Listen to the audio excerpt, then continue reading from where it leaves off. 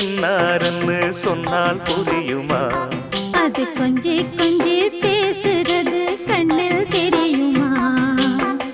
உலகே அழிஞ்சாலும் உன் உருவம் அழியாதே.